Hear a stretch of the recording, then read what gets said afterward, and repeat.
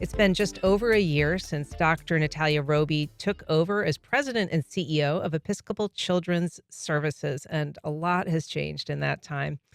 Here to talk about it, Dr. Roby, thanks so much for being here this morning. Thank you for having me. So, you started a year ago, January. How different are the challenges today than when you first took the job? Um, they're very different. It's been it's been amazing to enter an organization where there's an alignment of purpose among all the people that work there. So I feel really privileged to lead this agency and the dedication. We have staff that have worked there for 50 years, 50. Um, Wow. yeah, and our next year will be our 60th anniversary. So a lot has changed, but then a lot hasn't at the same time. So it's leveraging really the wonderful work that's been done for the last 59 years, and using it as a launching pad to take us to the next phase of our existence. Yeah, and so, Episcopal Children Services obviously has deep roots in the community, has been around a long time. You were kind of, there through a rebranding of sorts. Yes. Tell us a little bit about kind of what the goal was with adding to the name and sort of helping to redefine what it stands for. Sure. That's a great question. We are Episcopal Children Services, and that is still our legal name, and it will always be a part of who we are, a part of our foundation. We started in an Episcopal church 59 years ago, one church that served just a few children, and now we're in 14 counties throughout the state of Florida and serving 28,000, almost 30,000 children and families. So it was really important when we came in to do a scan of the people that we're serving and also those that we weren't. And if they needed our help, what were some of the barriers to that? And although we were founded by the Episcopal Church, they're not um, involved in the organization from a governance level. Although they're very supportive externally, so we're grateful for that. But we wanted to remove barriers. So if you're not Episcopalian or from any different type of religious organization, we wanted everyone to know that we're a place where we want to serve your kids. If they're in need, we're here to serve them. So ECS for Kids, that became our branded name. That was something that was already being said internally, so we just flipped it externally to ensure that the people who need us the most knew that we were here for them. And so this agency, as you say, covers a huge swath of counties in the Northeast, North Florida area. Yeah. And that's where you've been based for the last several years. I think you're originally from New York, perhaps? Yeah, I was born in New York, moved to Orlando and then Gainesville for college. Yeah. So go Gators. Yeah. It's been a good week, hasn't Yeah, it? it has. So you were attending University of Florida and very much planning at that time, I guess, to go into law. Can you Yeah. talk a little bit about kind of why you wanted to go into law in the first place, and then what gave you that left turn? I love this conversation because it makes my parents used to cringe about it, but now they smile. Since I was little, I was a very curious person, and I questioned everything. And I think when sometimes people kind of put a label on you, like, oh, this she talks a lot, she asks a lot of questions, she's going to be a lawyer. So it carried with me throughout my life. So when I entered college, I just knew I was just going to be a lawyer. I'm going to be a lawyer. But I knew I wanted to help families. So I thought about getting into family law. Um, my parents are immigrants from another country, from Guyana, a very poor country. And I really wanted to do something with my life that would give purpose. And while I was applying for law school, I had a volunteer experience with Boys and Girls Clubs in Gainesville, and it absolutely changed my life. There was a little girl who, while I was volunteering, I was a student at UF at the time, again, applying to law school at the same time. And this girl looked at me and said, what are you doing here? And I said, I'm volunteering. This was in a public housing community 1 mile away from the University of Florida. And she couldn't believe that I was a student there. And I asked her why, and she said, brown people don't go to college, and it stopped me in my tracks. And from that moment, it changed my entire trajectory. If you talk to her now, she'll say that I changed her life, but she actually changed mine. I threw away my law school applications. I told my parents that I found my purpose. What was it about that comment to you? I mean, this was a young girl, Yeah. She was what 6 years old. 6, and what was it about that comment that was so, um, changing for you or so impactful? It was profound because I learned in that moment that showing up can change a life. And I decided that that's what I want to do for the rest of my life. And if I can make a career out of feeling that I'm doing something purposeful in this world, that's what I was going to do. And so when she said that to you, brown people don't go to college, what did you say to her? I looked at her and she was a funny girl. She asked me for my student ID because she needed proof. She's like, I need a receipt, ma'am. Like, I need to know that you really are in college. I showed her my ID, and she looked like she saw a ghost. Um, and it's one of those moments where you'll never forget. She said her grandma lived there, her mom lived there, so this was a continuous cycle of poverty. And this young girl who was 6 years old planned on living here too, which was in this um, this government housing community. And I wanted her to see a way out, even if it was just this one girl. And I realized there was a lot of girls and boys that felt that way. And if I could show up and give them hope for a brighter future, that's what I was going to do. So talk a little bit about what it means to see somebody do something that you think is outside of the realm of possibility. I mean, why was it meaningful to her, do you think? It sounds like you're still in touch with her. I am. She actually wrote my recommendation letter for this job. Wow. She is an adult now. um, that was again the beginning of my career. She launched it because again that statement, I could not stop thinking about it. And I went to my boss at the time, who was the CEO in Gainesville, and I said, "Listen, I want to do everything I can to learn about how to serve this community or serve communities that are most in need, and I want to leverage my skills to do that." And I believe that my lived experiences can be leveraged in this type of role, or any role that can help kids in need. I come from a background again of my mother didn't go to college, and she we my parents were together in New York, and then when we moved to Florida, they separated, and I went from a very middle class life. I went to private school in New York. I also had access to early learning, which I still give credit to today. But when we moved to Florida, we lived in immense poverty, and so I had an opportunity to experience both sides of what that life is like. Um, so being able to meet our kids where they are, right, and see things through their eyes because I've had a similar lived experience, has been I think one of the secret sauces of my leadership.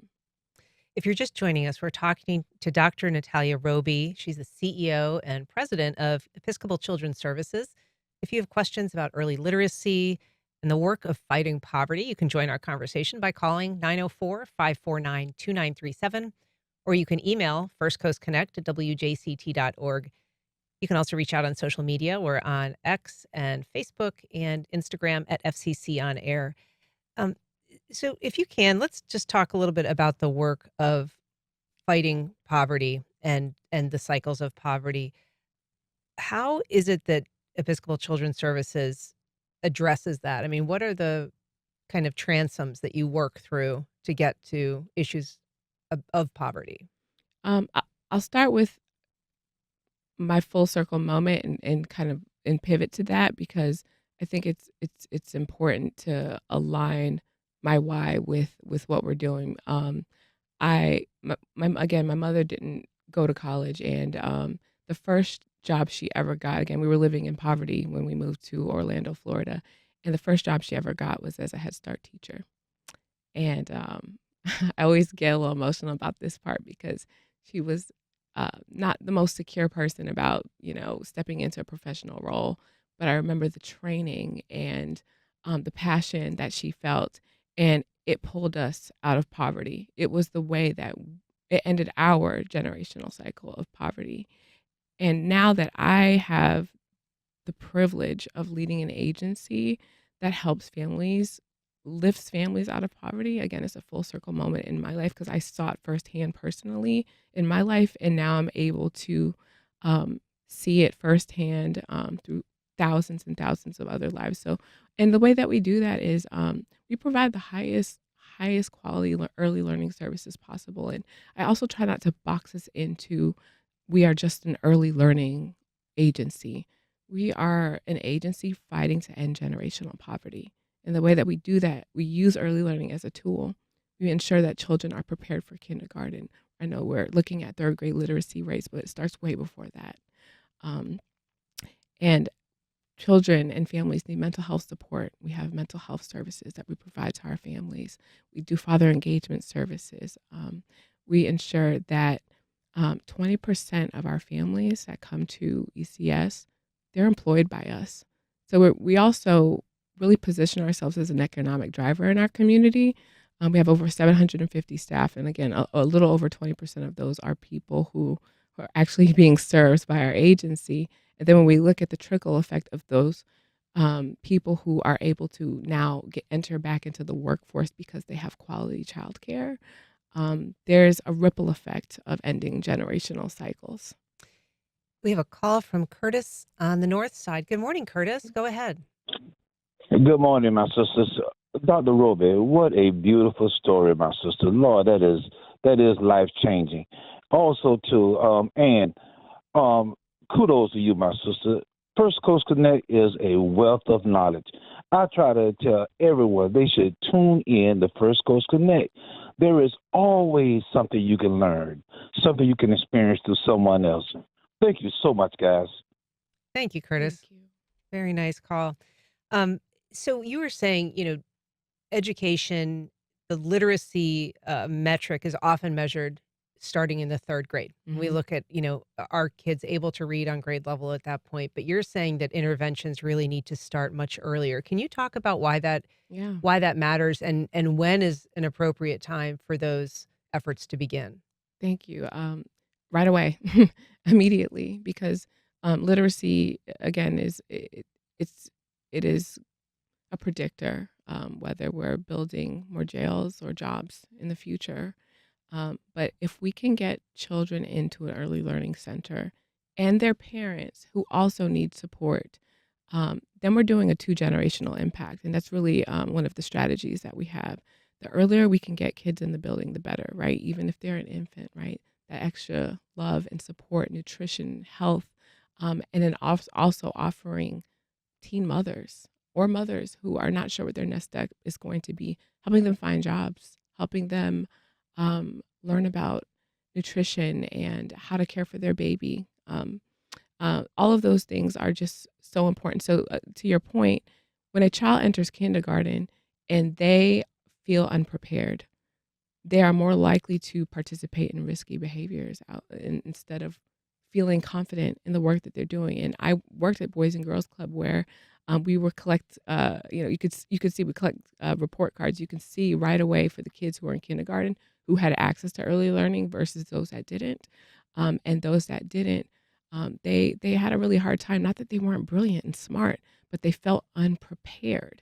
And being unprepared, it really starts right there. The pipeline to them either moving on and being successful academically and socially, versus taking other routes. And I think some people would be surprised to know that things that are, at that early level, if you're starting a step behind in kindergarten, can continue to impact you. I think a lot of people Yeah. think, well, you can kind of catch up, right? You're learning your ABCs, you're learning to tie your shoes, everybody kind of moving at that pace. Yeah. And but that can have impacts years down the road. Absolutely. Self-confidence, right? Right away. You're a human nature, right? Even for a child, they're going to go where they feel that they most fit in, where they're most welcomed. And if they don't know their colors and they have never opened a book for the first time in kindergarten, or they're struggling to find a nutritious meal, right? Those are barriers to them being able to really fully engage in school and literacy. And so again, giving them that really early start, like at the earliest stages in life, where they are reading with their parents. Again, we're giving our parents books and tools so that they can work with them at home. Our family advocates are working with them to ensure that they have the tools to support their children, so that when they're going into kindergarten, this is a part of their life now. This is not something new when they start kindergarten. We're talking to Dr. Natalya Roby of Episcopal Children Services. We've got a call from Stanley on the north side. Good morning, Stanley. Go ahead. Good morning to everybody. First of all, the young lady, I'm going to say young lady, is on point. But it need to start as soon as the mother find out that she's pregnant, and she need to be going into support services to talk about parenting, whether she's single parenting or dual family. But my main concern here, when it comes to the African American community, they are not addressing this issue here, because all I hear is that they are talking about they pay, how much they get paid. And child care today is so expensive, it's a crying shame. Thank you. Thanks, Stanley. What is the role of early childhood education in terms of being that additional role of kind of providing childcare? This state has been supportive of VPK, Mm. the voluntary pre-K. Head Start is different than that somewhat. Can you kind of talk about, first of all, just what is available and how they serve a role both in helping kids learn, but also helping parents who might be working? Yeah. So ECS for kids, we have VPK services. We have Head Start, early Head Start. We also offer teacher coaching throughout to over 100 early learning centers in different communities in Northeast Florida. It's it's extremely important that we are making sure our services are holistic, so that and to our caller's point, um, addressing the need, right? So childcare is one of the biggest barriers for lower class, middle class. I mean, it is one of the biggest barriers, no matter what income bracket you're in, honestly. But especially to those who are underserved. We strategically placed our early learning centers in communities where kids and their families can walk to we call them neighborhood centers. We want to make sure they're highly accessible so that our parents don't have any barriers. So when you look at Head Start is very specific to, there's a curriculum, mandated by the federal government, but we also are not limited to that. We're always able to add. So we add innovative services to those to what we're already doing. One of the things I've been really excited about, and I saw this in my interview process, was the father engagement initiatives. There were dads volunteering and reading with their kids in the classroom. I mean, that family engagement piece has been extremely critical. And I've worked with, this is the third nonprofit I've worked with. So my entire career has been in this field. But again, it's full circle, because although I love every agency I've worked with, working with kids at the earliest stages in life and their parents, I really wanted to do something that would end generational cycles of poverty, because all of those other services are absolutely needed. But I want us to get our kids and families to a place where they are better prepared, and we're actually ending these cycles, and we're kind of not doing the same thing over and over. It's time. I like to say in the nonprofit business that it's our business to put ourselves out of business. Who is eligible, though, for those services when it comes to the VPK, the early Head Start, the Head Start programs that are available? It's income based, but we do have, uh, majority of all of them, it's a zero fee for Head Start services, depending if they fit into the income brackets, and that's on an individual basis, depending on your family size and structure, but we do look at, again, the whole family, and there is a small gap because there are people who are right on the cusp, right? When you feel like two parents who are working just to make ends meet, and they might be right over. So we're able to bring in about 10% of families who are a little bit over our income bracket, so that we can serve them as well. So again, we're being really thoughtful about the need and the different circumstances each family has. Has it made any difference for your organization or for your efforts to have a mayor that has really prioritized early literacy efforts? Yeah, it's really been wonderful to see Mayor Deegan put this at the forefront. Again, I'm standing on this platform of bring your kids in early, because kindergarten is too late. So it's been really wonderful to have her voice at the forefront of this.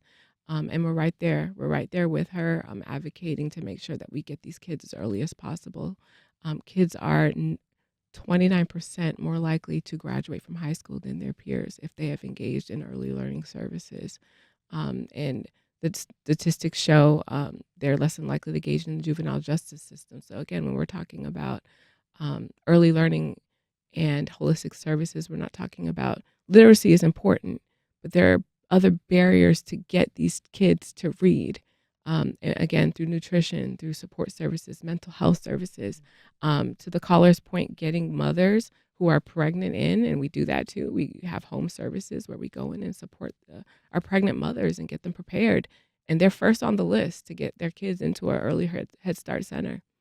You were talking about the statistics of success, and we know that the reverse is also true. I mean, there have been some studies that show that 75% of students who can't read by the end of the fourth grade will end up either needing public assistance or in jail. Yes.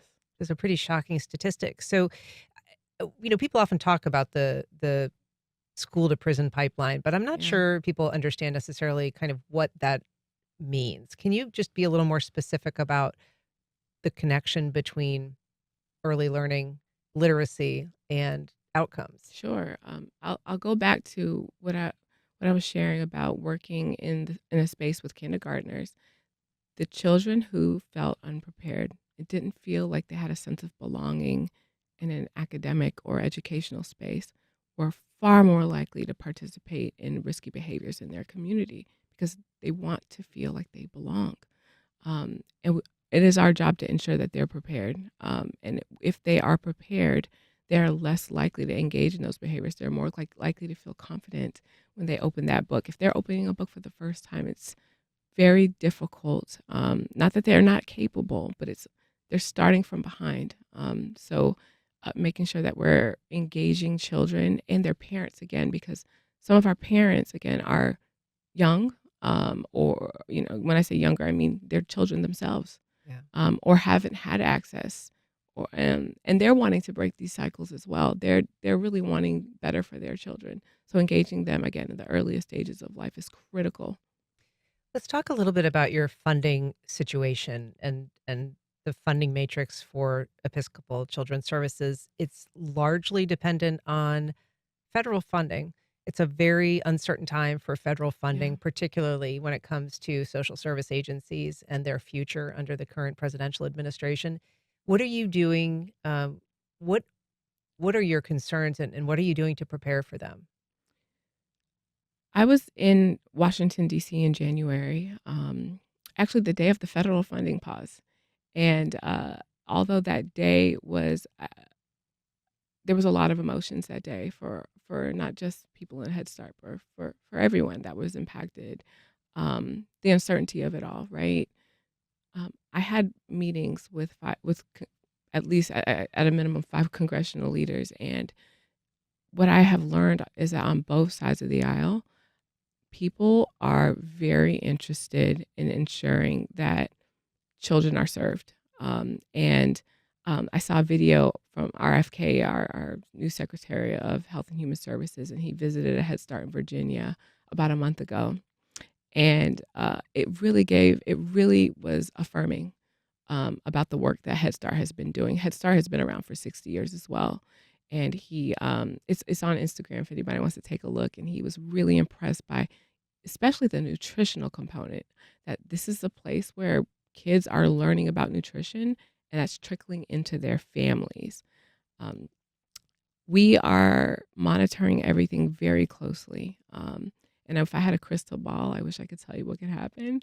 But I do feel confident that because of what history has shown us, the Head Start has been supported on both sides of the aisle for about 60 years now. And we're feeling confident moving into this budget.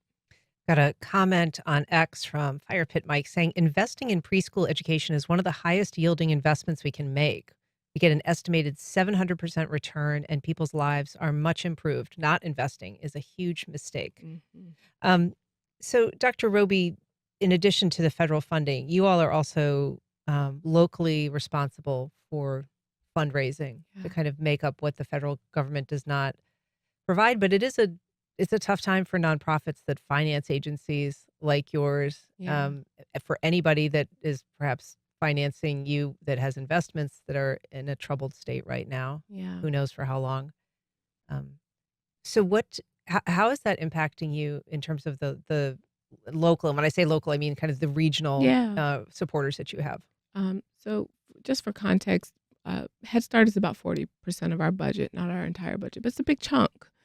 Um, that's why our fundraisers are so important, and we are really looking to engage our local legislators, and we have been doing that. We've really strategized around ensuring that they are touring centers and seeing the work firsthand, just like RFK has, right? Doing that at the local level. Also, really engaging donors and supporters in the community. To your caller's point about investing in early Head Start is an investment in a stronger and brighter community. It is the long game, though. It is important that um, we are engaging philanthropically at the local level, and to be perfectly transparent, we haven't leveraged our message enough about this, and that's part of when you say what has changed. That's what's changing in this next year, is that I want to make sure that people understand that we need their support. Um, Diversifying our funding is critical, and it is investment in their community. And every for every dollar invested, there's a $7.10 return on investment. So it's really right here in this community. So it's really important that we're hoping that people attend our fundraisers. We have a big one coming up, Wine, Women, and Shoes. We call it our Party with a Purpose. Tell us about that. That one's coming up tomorrow, right? Yes, it's tomorrow. I'm really excited about it. We have a family that's going to tell their story because, again, it's a party with a purpose, but the most important thing is the purpose. And Enrica is her name, and she has children who go to our Head Start facilities, and she's also participating in our programming. And she shared that because her children were able to get access to early learning care, and what she says is the hardest time of her life, she was able to start her own business. So we talk about Head Start and early learning as an economic driver. She started her own business.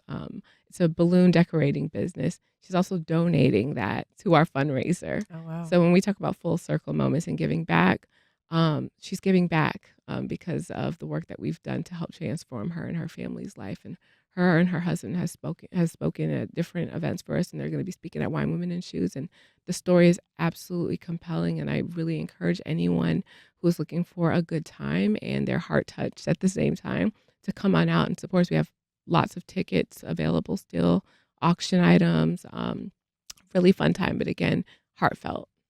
So that is, as we said, it's tomorrow. It's 6:00 at Timuquana Country Club. Where can people get information or tickets if they are interested in being a supporter? They can find it on our website at ecsforkids.org/WWS. And if you're unable to make it to our event, that is okay. We would love you to come. It's going to be great. It's better to hear from them firsthand, but you can also go to our website, ecsforkids.org/donate, if you want to make a donation and an investment in our community. And that's for the numeral, right? ECS number 4 kids. ECS number 4, yes. All right. Well, it is so nice to meet you, Dr. Roby. Thanks so much for coming in. We appreciate it. Good luck with the event tomorrow. Thank you so much. It was such a pleasure being here.